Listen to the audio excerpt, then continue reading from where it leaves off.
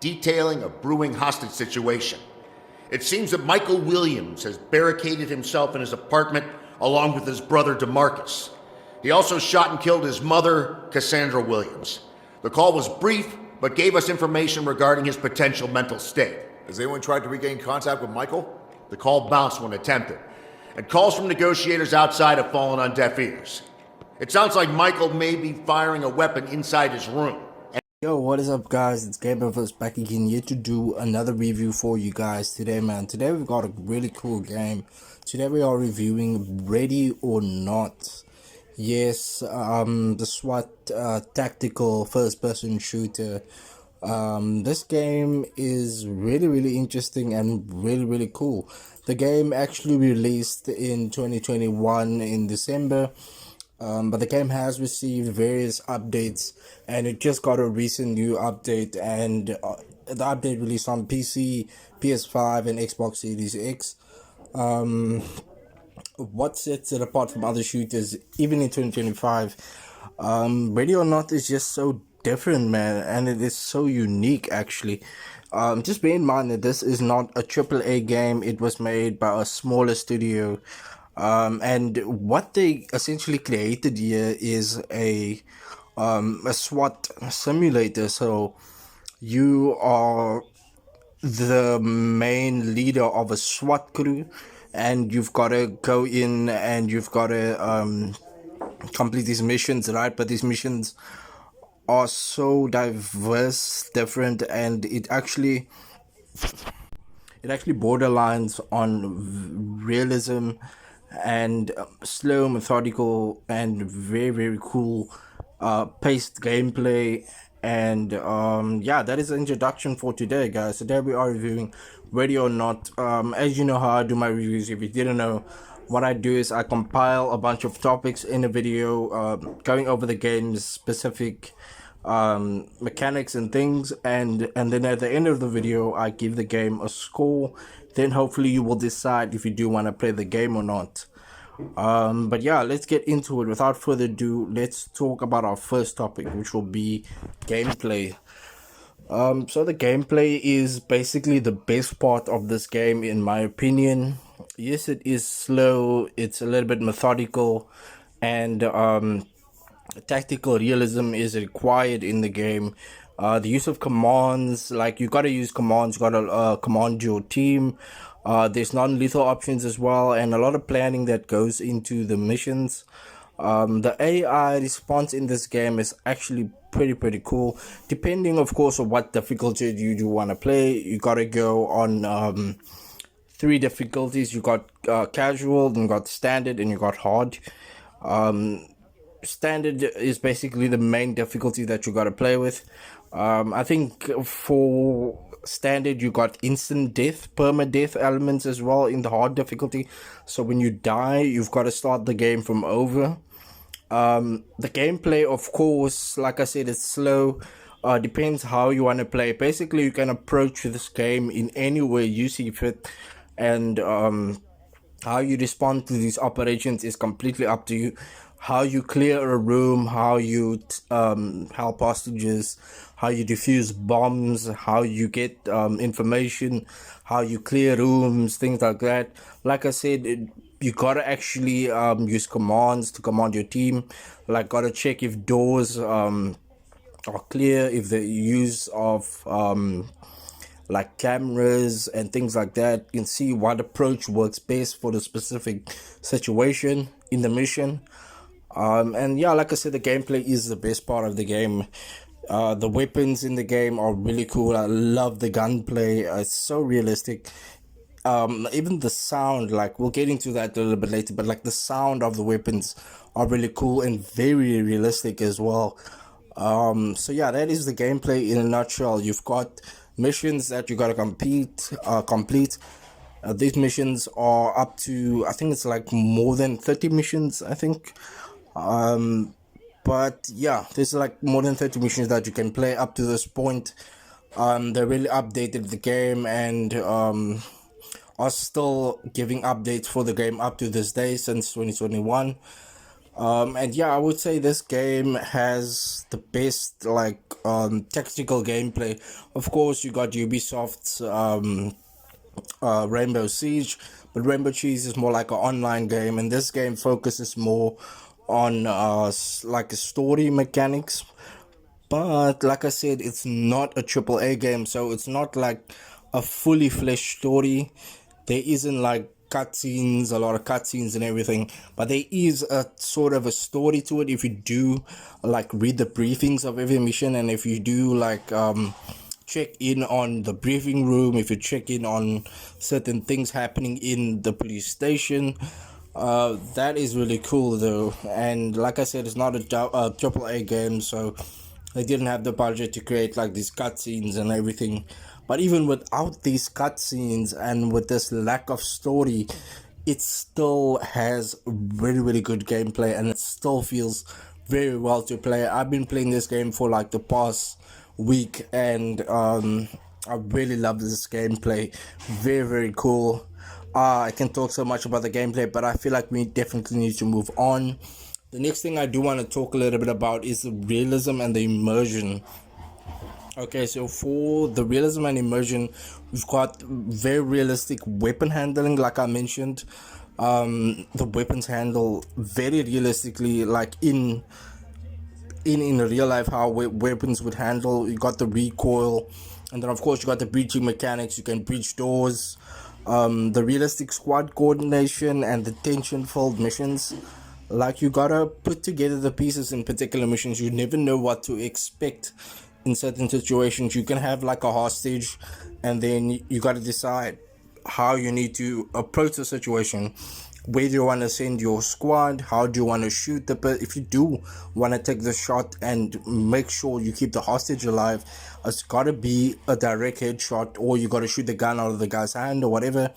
But like I said, comparison to other games like I mentioned Ubisoft's Rainbow Six, like Escape from Tarkov comes quite near to this level of immersion, and the game actually really makes you feel like you are an actual SWAT operator. There's even these like perks in the games where your squad can get anxious, and you gotta like manage your SWAT team. You get to manage their weapons, you get to manage their outfits. Overall, you are the squad leader, right? So that's your department. You can customize your teammates. You can decide when you want them to take off.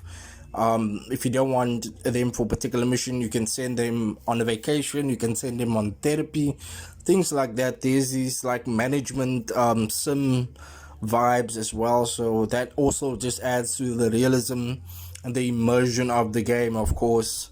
But yeah, next I do want to talk a little about the AI and the mission design. The behavior of the suspects and the civilians in different situations are actually super realistic, and it's quite unpredictable. Each mission can actually feel very unpredictable. You gotta go in with a plan, or if you don't have a plan, expect things to go wrong. The game can be quite unforgiving, like I mentioned. Even on the easiest difficulty, which is casual, the game can still be quite hard. I played a couple of missions in casual and I still had a hard time, because this game is so realism based and realistic based. It was still quite hard, and even on standard it felt like I was playing on like super hard difficulty. The map design, of course, is really cool. Tight interiors, urban chaos, and high stakes environments in this game.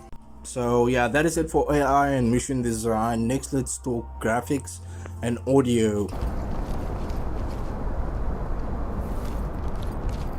No cells are seen from the... Hands up! Don't move! On that straight! Get down and put your hands up! Hands in the air! Police, hands in the air!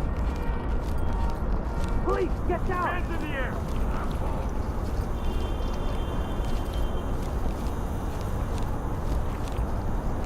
Drop it! Hands down! Don't move! Let me see those hands! Police,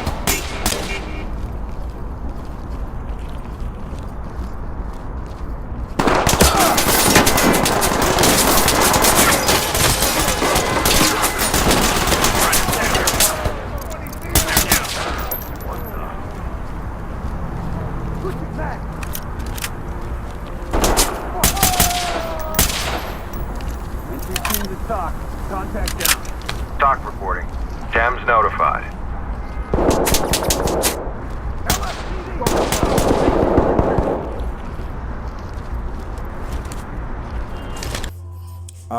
The 2025 graphics quality in this game is quite decent. Actually, the lighting and the textures and the animations, sometimes the AI can look a little bit quirky. Sometimes they do clip in and out of things, and the game is not perfect when it comes to the graphics.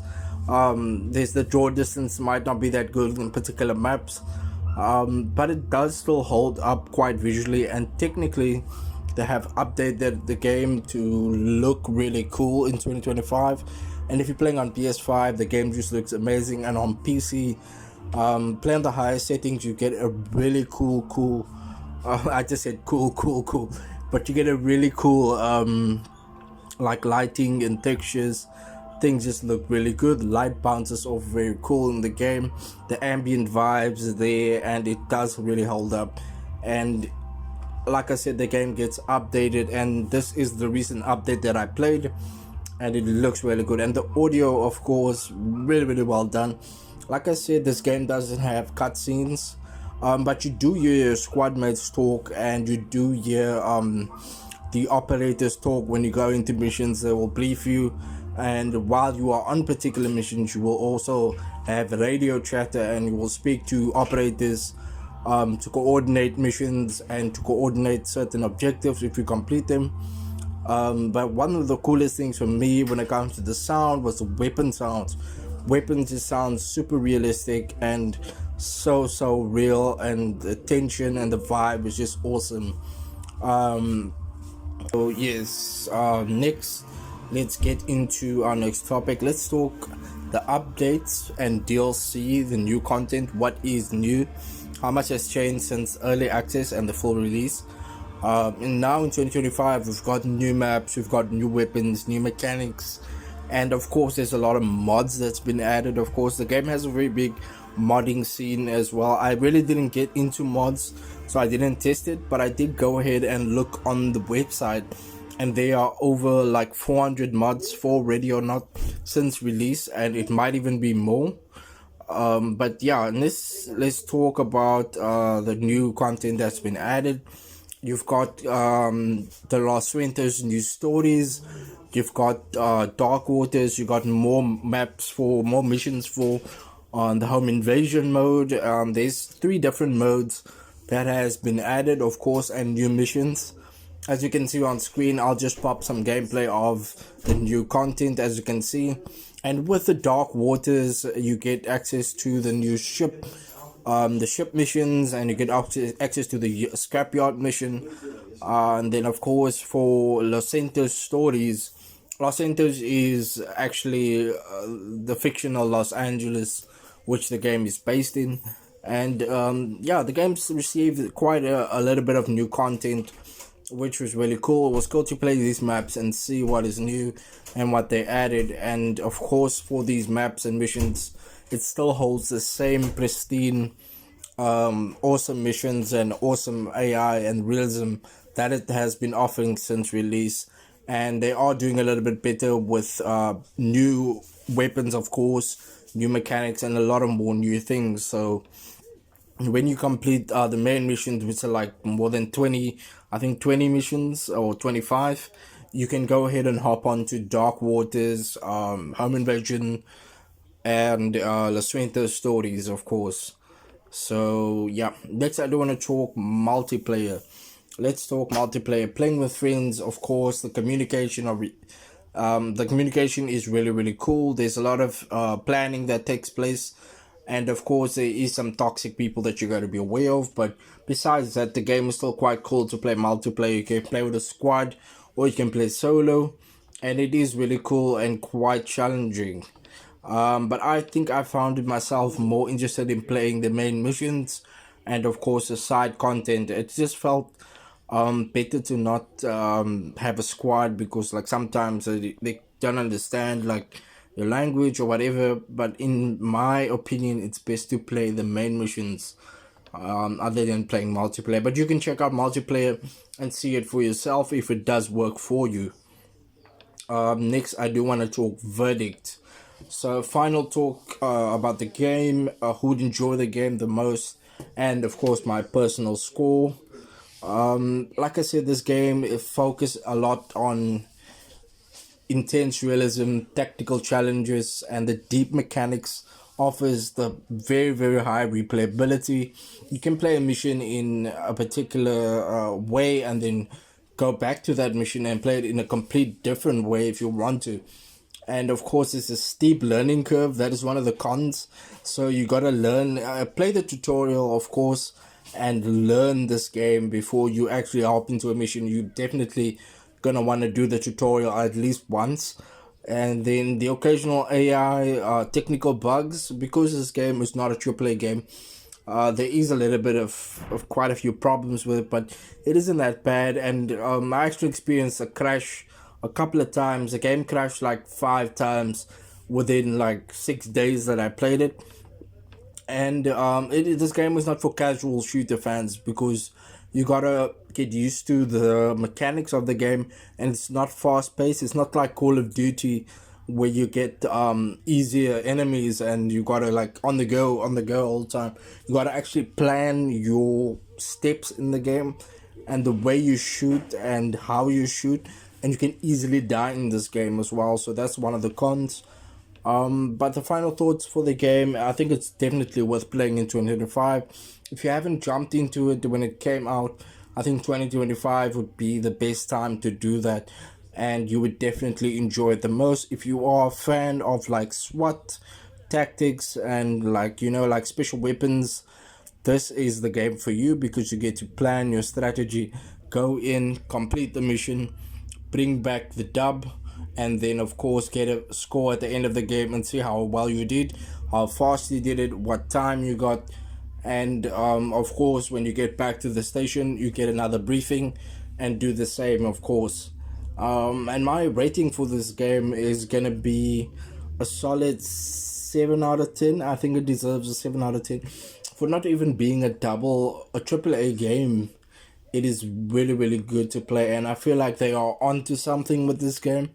And maybe if they have a bigger budget, a bigger team, this game could be something awesome. Like maybe the next Radio Not 2 could be something amazing. And yeah, this game is just so unique, and I think you should give it a shot in 2025. And yeah, that's my rating for Radio Not on PC, PS5. I think the game's on Xbox Series X as well, but this gameplay that you see was recorded on PC. But a lot of the things that I said applies to PS5 console players. And yeah, that's it for this video, guys. I've been Gamerverse, and of course I will see you in another video. Please like this video if you enjoyed it, and if you got something to say, let me know in the comments below. And of course, I've been Gamerverse, and I'll see you guys in another video.